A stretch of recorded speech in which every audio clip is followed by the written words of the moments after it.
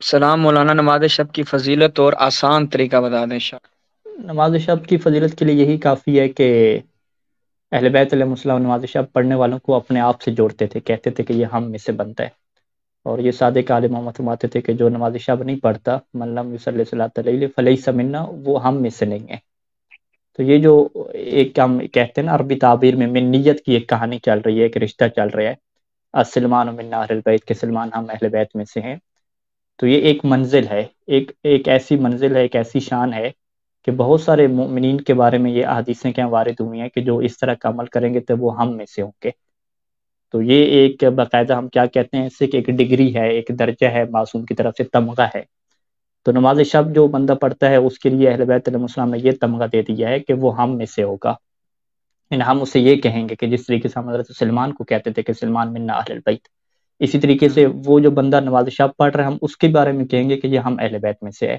اس کا تعلق جو ہے وہ ہم میں سے ہے۔ اور جو نماز شب نہیں پڑھتا تو اس کے بارے میں اہل بیت یہ کہتے تھے کہ یہ ہم میں سے نہیں ہے۔ اب اس حدیث کے اوپر محدثین نے بہت ساری بحث کی ہے، اور جب شیخ حریاملی نے وسائل الشیعہ میں اس حدیث کو نقل کیا تو نیچے ایک جملہ لکھ دیا، میرے خیال میں غالباً شیخ مفید علیہ رحمۃ سے لکھا، کہ وہ یہ فرماتے تھے کہ اس سے وجوب ثابت نہیں ہوتا نماز شب کا، اس کا لیکن مستحب مؤکد ہونا اور سنت مؤکدہ ہونا کیا اس کا ثابت ہو جاتا ہے۔ تو یہ اس کی فضیلت ہوگی واضح آپ کے سامنے۔ اور اس کا جو طریقہ کار ہے وہ انتہائی آسان ہے، اور صحیح ثانی کے مطابق جیسے آپ نماز عشاء پڑھ لیتے ہیں، نماز عشاء پڑھنے کے بعد نماز شب کا ٹائم شروع ہو جاتا ہے۔ اگر آپ 11 رکعت پڑھتے ہیں تو یہ بھی آپ کے پاس آپشن رہتا ہے کہ آپ 11 رکعت پڑھیں، اور یہ آپشن بھی رہتا ہے آپ کے پاس کہ آپ فقط 3 رکعت پڑھیں، اور یہ آپشن بھی رہتا ہے کہ فقط آپ 1 رکعت پڑھیں، بس 1 رکعت پڑھیں، نماز وتر جسے ہم کہتے ہیں۔ اور اس میں بھی کیا ہے وہ لمبی دعائیں مانگنا ضروری نہیں ہے، اور وہی فقط کیا ہے آپ محمد وآل محمد پہ فقط درود بھیج دیں تو یہی کیا ہے کافی ہے۔ تو لہٰذا یہ ایک آسان کام ہے، اور مومنین کرام اپنی زندگی کے ایسے اصول بنائیں کہ کم از کم عشاء کی نماز کے بعد کچھ ٹھہر جائیں، ٹھہرنے کے بعد 1 رکعت تو نماز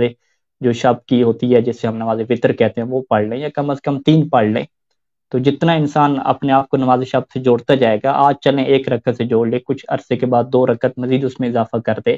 پھر ایسے ایسے کبھی حالات بنے تو 8 رکعت بھی ساتھ ایڈ کرتا جائے۔